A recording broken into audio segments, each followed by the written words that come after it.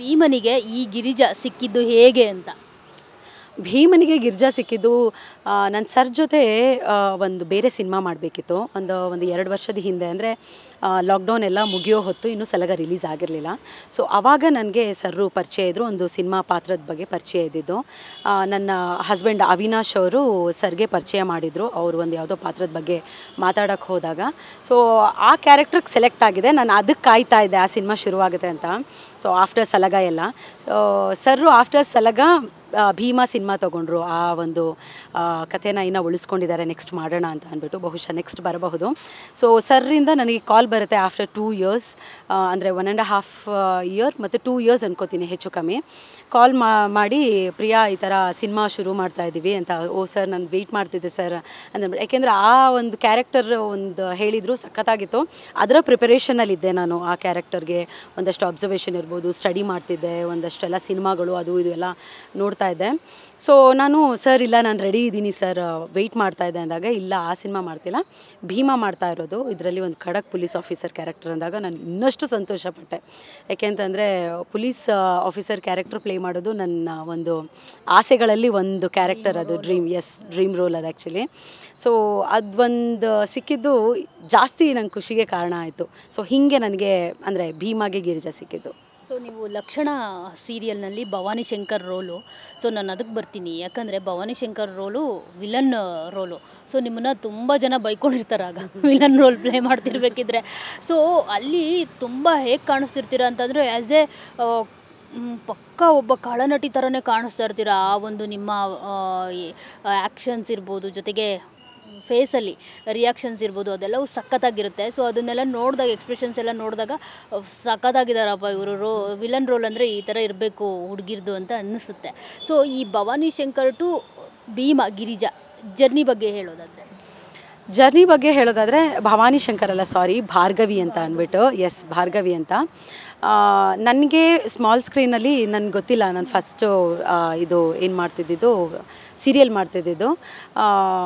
ಅದು ಈ ಥರದೊಂದು villain character ಅಂತ ಅಂದಾಗ ನೆಗೆಟಿವ್ ಶೇಡ್ ನಾನು ಯಾವತ್ತೂ ಪ್ಲೇನೇ ಮಾಡಿರಲಿಲ್ಲ. ನಾನು ಥಿಯೇಟರ್ ಇದರಲ್ಲೂ ಅಷ್ಟೇ ನೆಗೆಟಿವ್ ಶೇಡ್ ನಾನು ಪ್ಲೇ ಮಾಡಿರಲಿಲ್ಲ.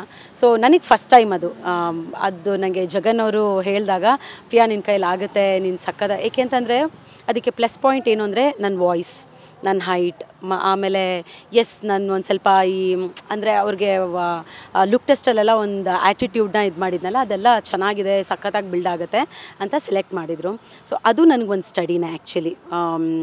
ಯಾಕೆಂತಂದರೆ ಫಸ್ಟ್ ಟೈಮ್ ನಾನು ನೆಗೆಟಿವ್ ಶೇಡ್ನ ಹೆಂಗೆ ಮಾಡಬಹುದು ಅಂತೆಲ್ಲ ನೋಡಿ ಸ್ಟಡಿ ಮಾಡ್ಕೊಂಡು ಮಾಡಿದ್ದು. ಸಖತ್ತಾಗಿತ್ತು, ಎಕ್ಸ್ಪೀರಿಯನ್ಸ್ ತುಂಬ ಚೆನ್ನಾಗಿತ್ತು. ಸೊ ನನ್ನ ವಾಯ್ಸ್ ಇದಕ್ಕೆಲ್ಲ ಆ್ಯಕ್ಚುಲಿ ಪ್ಲಸ್ ಪಾಯಿಂಟ್. ಏನಂತಂದರೆ ಅದು ನೆಗೆಟಿವ್ ಆಗಿದ್ದು, ಮತ್ತು ಗಿರಿಜಾ ಕ್ಯಾರೆಕ್ಟರ್ಗೂ ಕೂಡ ನನ್ನ ಹೈಟ್ ಮತ್ತು ವಾಯ್ಸ್ ಸ್ವಲ್ಪ ಅದು ಒತ್ತು ಕೊಟ್ಟು. ಎಲ್ಲೋ ಒಂದು ಕಡೆ ಈ ರೋಲ್ ನೋಡಿನೇನಾ ನಿಮಗೆ ಈ ಆಫರ್ ಬಂದಿದ್ದು ಅಂತ?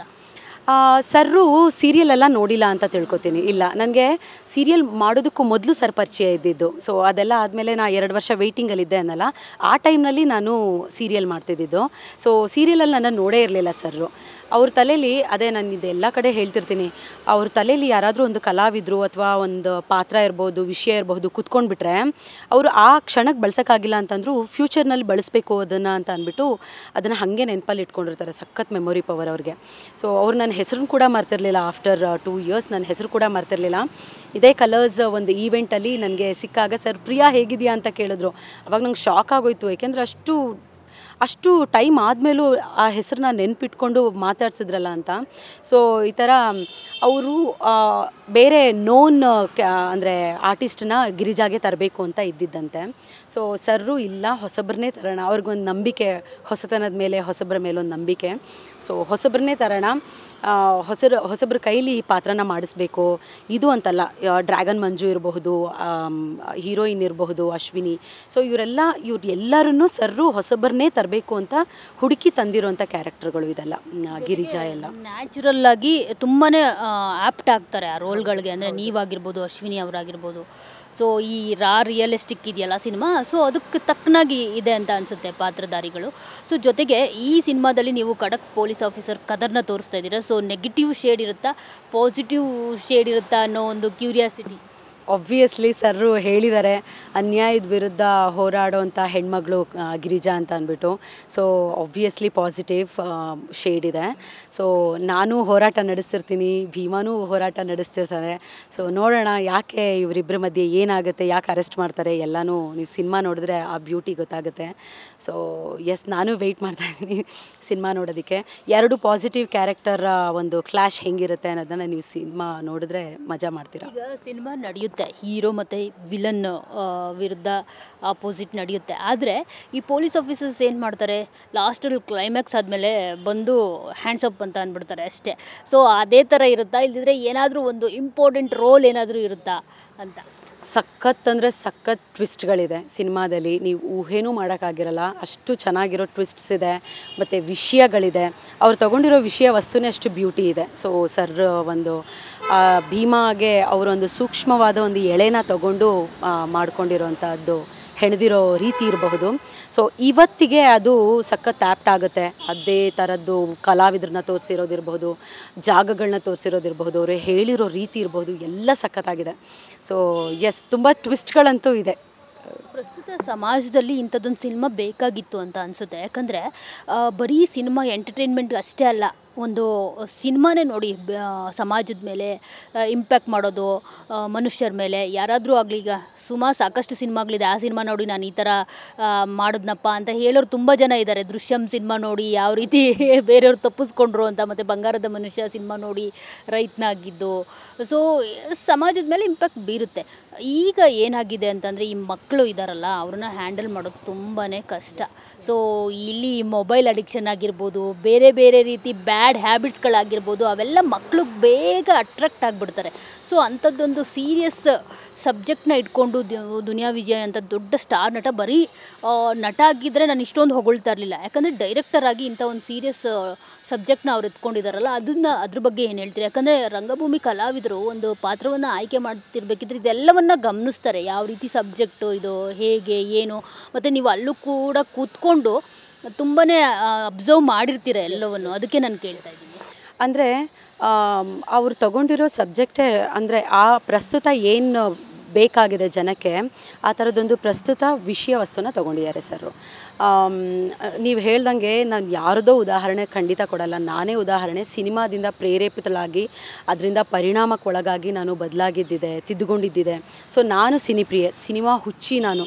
ಸೊ ಸಣ್ಣ ವಯಸ್ಸಿಂದ ಏನು ಅಂತ ಅಂದರೆ, ನಾನು ಒಂದು ಯಾವುದಾದ್ರೂ ಒಂದು ಒಳ್ಳೆ ಸಿನಿಮಾಗಳನ್ನ ನೋಡಿದ್ರೆ ನಾನು ಅದನ್ನು ನನ್ನ ಲೈಫ್ನಲ್ಲಿ ಅಳವಡಿಸ್ಕೊಳ್ಳೋಕ್ಕೆ ತುಂಬ ಟ್ರೈ ಮಾಡ್ತಿರ್ತೀನಿ ಇವತ್ತಿಗೂ ಕೂಡ. ಸೊ ನೀವು ಹೇಳಿದ್ರಲ್ಲ ಬಂಗಾರದ ಮನುಷ್ಯ ಇರ್ಬೋದು. ಸೊ ನನ್ನ ಫೇವ್ರೆಟ್ ಸಿನಿಮಾಗಳಲ್ಲಿ ಅದೆಲ್ಲ ಒಂದು. ಸೊ ನಮ್ಮ ಮನೇಲಿ ಎಲ್ಲರೂ ತುಂಬ ಜನ, ಅಂದರೆ ಯಾಕೆ ಇದು ಎಂಟರ್ಟೈನ್ಮೆಂಟ್ ಮೀಡಿಯಾ ಏನಿದೆ, ನಾಟಕಗಳಾಗಿರ್ಬಹುದು ಅಥವಾ ಸಿನಿಮಾ ಆಗಿರಬಹುದು, ಸೀರಿಯಲ್ಸ್ ಆಗಿರಬಹುದು, ಇದೆಲ್ಲ ಎಷ್ಟು ಜವಾಬ್ದಾರಿಯುತವಾದ ಕೆಲಸಗಳು ಅಂತ ಅಂದರೆ, ಸೊ ನಾನು ಸಿನಿಮಾ ಬಗ್ಗೆ ಮಾತಾಡ್ತೀನಿ. ಯಾಕೆ ಅಂತಂದರೆ ಸಿನಿಮಾ ಇದೆಲ್ಲದಕ್ಕೂ ಕಂಪೇರ್ ಮಾಡಿದ್ರೆ ಮಾಸ್ ಆಡಿಯನ್ಸ್ನ ರೀಚ್ ಆಗುವಂಥ media, entertainment media. So entertainment ಹೆಂಗಿರಬೇಕು ಅಂತಂದರೆ, ಇನ್ನು ಪಾಸಿಟಿವ್ ವೇನಲ್ಲಿ ಇರಬೇಕು, ಮೆಸೇಜ್ ಕೊಡೋಂಥದ್ದಾಗಿರಬೇಕು, ಅವೇರ್ನೆಸ್ ಕ್ರಿಯೇಟ್ ಮಾಡೋವಂಥದ್ದಾಗಿರಬೇಕು. ಸೊ ತಾನು ತಿದ್ದುಕೊಂಡು ಇನ್ನೊಬ್ಬರನ್ನ ತಿದ್ದುವಂಥ ಒಂದು ವಿಷಯ ಇರೋವಂಥದ್ದು ಕೊಡೋವಂಥದ್ದಾಗಿರಬೇಕು. ಸುಮ್ಮನೆ ಎಂಜಾಯ್ ಮಾಡಿದೆ ಮಗ, ಅಲ್ಲೇ ಬಿಟ್ಟು ಹೋದೆ, ಅಲ್ಲೇ ಅಯ್ಯೋ ಓಕೆ ಅಂತ ನೆನಪಿನಲ್ಲಿ ಒಂದು ಕ್ಷಣನೂ ಉಳಿದೇ ಇರೋವಂಥ ವಿಷಯ ಅಲ್ಲ ಖಂಡಿತವಾಗ್ಲೂ. ಭೀಮಾ ಆ ಒಂದು ಆ್ಯಂಗಲಲ್ಲಿ ಯೋಚನೆ ಮಾಡ್ತು ಅಂತಂದರೆ, ಭೀಮಾ ಯಾಕೆ ತುಂಬ ಸ್ಪೆಷಲ್, ನನಗೆ ಕಥೆ ಕೇಳಿದಾಗಲೇ ಸಖತ್ತು ಖುಷಿಯಾಯಿತು. ಇವತ್ತಿನ ತನಕ ಯಾರೂ ಟಚ್ ಮಾಡದೇ ಇರೋಂಥ ಅಂತ, ಅಂದರೆ ಇಷ್ಟು ಆಳವಾಗಿ ಸ್ಟಡಿ ಮಾಡಿ ಇಷ್ಟು ರೋಚಕವಾಗಿ ಬಹುಶಃ ಯಾರೂ ಹೇಳಿಲ್ಲ ಅಂತ ಅನಿಸುತ್ತೆ ನನಗೆ ಗೊತ್ತಿರೋ ಹಾಗೆ. ಸೊ ಹಾಗಾಗಿ ನನಗೆ ಭೀಮಾ ಸಖತ್ತು ತುಂಬ ನಿರೀಕ್ಷೆ ಹುಟ್ಟಿಸುವಂಥ ಸಿನಿಮಾ ಹೌದು. ಮತ್ತು ಖಂಡಿತ ಹೇಳ್ತೀನಿ, ಇದು ಖಂಡಿತ ಗೆಲ್ಲುವಂಥ ಸಿನಿಮಾ, ಗೆದ್ದೇ ಗೆಲ್ಲುತ್ತೆ. ಏಕೆ ಅಂತ ಅಂದರೆ ಇದು ಎಲ್ಲ ವರ್ಗದ ಜನ ಇರಬಹುದು, ಅಂದರೆ ಸಮಾಜದ ಎಲ್ಲ ಅಂಗಗಳಿಗೂ ಸಲ್ಲುವಂಥ ವಿಷಯ. ರಾಜಕಾರಣಿಗಳಾಗಿರ್ಬೋದು, ಅಧಿಕಾರಿಗಳಾಗಿರಬಹುದು, ಅಥವಾ ವಿದ್ಯಾರ್ಥಿಗಳಾಗಿರಬಹುದು, ಮನೇಲಿರೋ ಪೋಷಕರುಗಳಿಗಾಗಿರಬಹುದು. ಸೊ ಎಲ್ಲರಿಗೂ ವಿಷಯ ತಲುಪಿಸಲೇಬೇಕಾದಂಥ ಸಬ್ಜೆಕ್ಟ್ ಇರೋಂಥ ಸಿನಿಮಾ. ಸೊ ಮಕ್ಕಳನ್ನ ಹೆಂಗೆ ಹ್ಯಾಂಡಲ್ ಮಾಡಬೇಕು, ಅಥವಾ ಮಕ್ಕಳು ಯಾವ ರೀತಿ ಅವರ ಲೈಫ್ ಸ್ಟೈಲ್ಸ್ನ ಇಟ್ಕೋಬೇಕು, ಹೆಂಗೆ ಏನೇನು ಆಗುತ್ತೆ, ಇಲ್ಲಿ ಯಾರ್ಯಾರು ಬೇಳೆಗಳನ್ನ ಬೇಯಿಸ್ಕೋತಾರೆ. ಸೊ ಇದೆಲ್ಲ ನಮ್ಮ ಸಿನಿಮಾದಲ್ಲಿದೆ. ಸೆಂಟಿಮೆಂಟಿಂದ ಹಿಡಿದು ಆ್ಯಕ್ಷನ್ ಅಷ್ಟೇ ಅಲ್ಲದೆ ಒಳ್ಳೆ ಅವೇರ್ನೆಸ್ ಕ್ರಿಯೇಟ್ ಮಾಡೋ ವಿಷಯ, ಆ್ಯಕ್ಷನ್, ಸೆಂಟಿಮೆಂಟ್ ಮತ್ತು ಲವ್ ಎಲ್ಲನೂ ಇದೆ, ಹೋರಾಟ ಎಲ್ಲನೂ ಇದೆ. ಸೊ ನಿಮಗಂತೂ ಖಂಡಿತ ನಾನು ಆಡಿಯನ್ಸ್ಗೆ ಏನು ಹೇಳ್ತೀನಿ ಅಂತಂದರೆ, ಯಾರೊಬ್ರಿಗೂ ಡಿಸಪಾಯಿಂಟ್ ಆಗಲ್ಲ, ಅಷ್ಟು ಎಂಟರ್ಟೈನ್ ಮಾಡುವಂಥ ಸಿನಿಮಾ ಭೀಮ್.